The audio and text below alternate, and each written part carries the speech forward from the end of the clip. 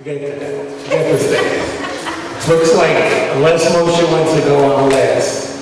And so I'm going to walk around because when I see comedy shows, I see the comedians will walk around, right?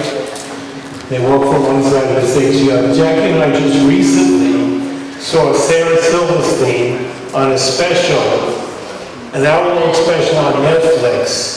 And Sarah Silverman, right? And if you close your eyes and imagine you in a skirt.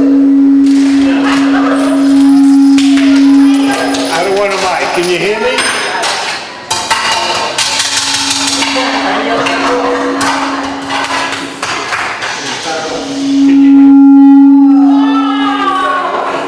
Can you hear me back there? I don't want a mic. So she spoke at this big venue for an hour. Her father had just died, and all she did was do an hour-long special.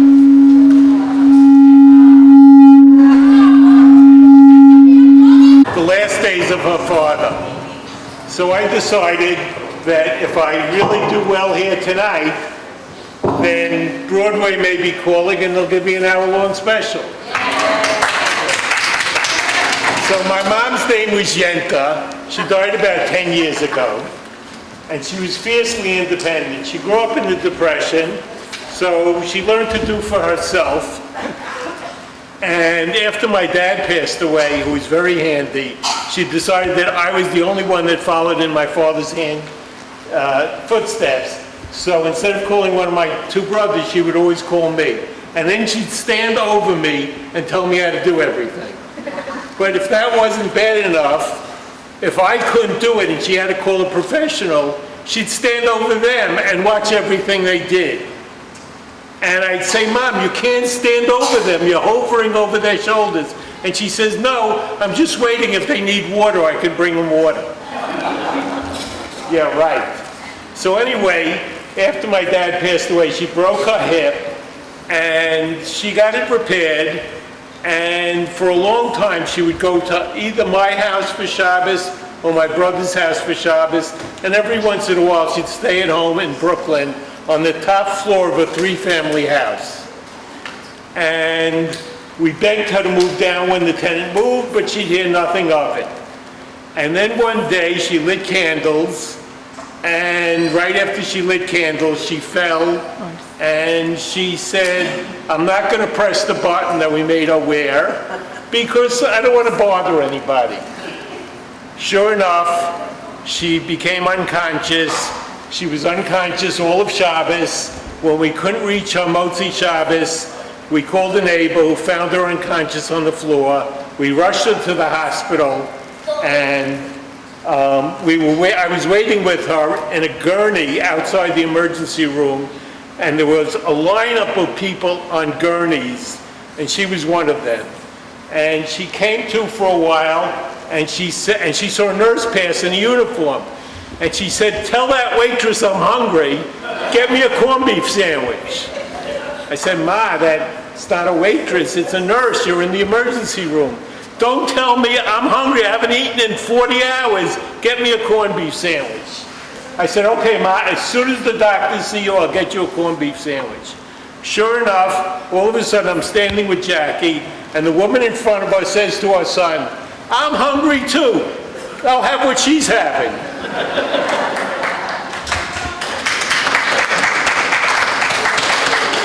After a while, because my mom fired every aide that we ever got for her, she went to live in the Nautilus. And she had a beautiful Philippine aide that stayed with her 24 hours a day. And when you're in these kind of facilities, you get UTIs and you become a little disoriented and so forth. So she had to go back to the hospital for a few days. And I went to visit her in the morning, and she says to me, I'm so angry at you. I said, what did I do? She said, all night long there were bugs coming out of the ceiling, and there was a hole in the ceiling, and I kept calling for you to call the exterminator, and they never came, and there were bugs coming out of the ceiling. I said, Ma, is the ceiling fixed? She looks up and says, yes. Are there bugs coming out of the ceiling? She says, no. I said, see, I fixed it. Well, she then went back to the Nautilus, which is in Atlantic Beach, and it was toward the end of her life, and I brought my daughter Samantha with me, and she called me over. My mom was also 95% deaf. She calls over my daughter, she puts her hands over her ears so she can't hear what she was about to say. I'm telling you, the way my mother spoke, because she was deaf, they could hear her down the hall. But she put her hands over my daughter's ears, and she says to me, "They're having sex on the ceiling." I said, "Oh my goodness, this is like the bugs." I said, "Ma, don't you think they'd fall down?" She says, "Don't be fresh with me, I know what I saw." Well, sure enough, 2 days later, the head of the nursing home calls me and says, "We had to fire one of our busboys because he was having an affair with your Philippine aide 3 times a week in the bed next to your mom."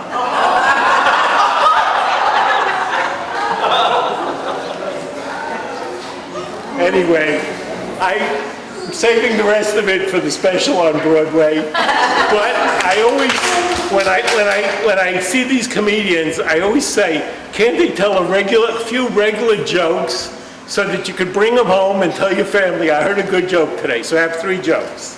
Maybe a 4th if the children leave. The first one goes like this, and I heard it last week from my daughter Samantha. The biggest conspiracy theorist in the world dies. He goes to heaven. Hashem says to him, "Oh, you made it to heaven. Welcome. I'm very proud of you. The rule is if you make it up here, you get to ask me one question, and I tell you the truth." The conspiracy theorist says, I can't believe, what a great idea. Okay, I have it. Who killed Kennedy, and did he act alone? Hashem says, Lee Harvey Oswald, and he acted alone. The conspiracy theorist scowls at him and says, I can't believe it comes up this high. Little Johnny says to his mother, Mom, how old are you? His mother says, Johnny, you're 8 years old. I'm going to teach you a life lesson. You're not supposed to ask a woman how old she is.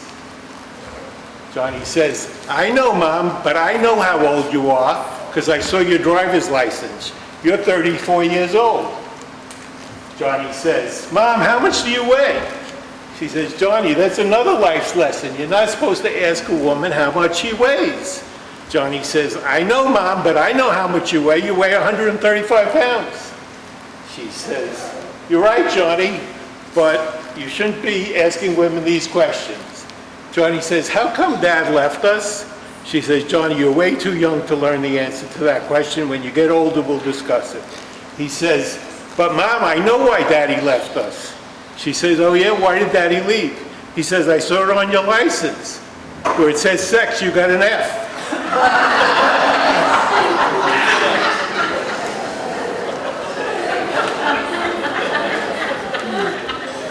This guy is driving down. He's going to Florida for the winter. He's going from North Carolina to South Carolina. He's 20 miles from the border, and he hears woo behind him. Sure enough, the cops are chasing him. And he says, you know what? That's a North Carolina cop. I only have 20 miles to go. He starts going 85, 95. He's doing 105. Finally, he says, I'm not going to kill myself over a ticket. He stops 4 miles short of the border. Cop gets out. He says, I can't believe what you did. You made me chase you all the way here. Now I got to arrest you, bring you all the way back to the station, which is 40 miles back that way, then come back all the way to the border where I live, and you just cost me 2 hours of paperwork. He says, but I'll tell you what, if you could give me an excuse why you were going 105 and trying to outrun me, I'll let you off. But it has to be an excuse that I never heard before. Guy thinks a minute, he says, I'll tell you why. Last year, just around this time, I was coming from North Carolina down to Florida. I was in North Carolina, just about where you started to chase me. I was with my wife.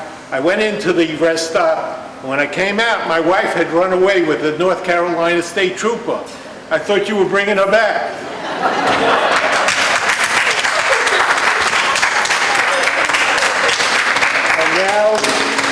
two children are left over here. Put your hands up. This guy is in a bar, and woman sits down next to him, and he says, "Can I buy you a drink?" And she says, "You know what, you could buy me a drink, but why waste time? I have a hotel room here, and to tell you the truth, I'm from another planet, I'm on vacation, and Jackie's scowling at me because she told me not to tell this joke. But I gotta tell you.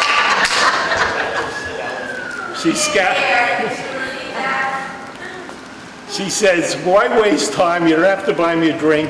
Let's just go back to my hotel room. They go back to the hotel room, and he says, well, what are people from your planet like? She says, basically, we're the same. So he says, okay, let's see.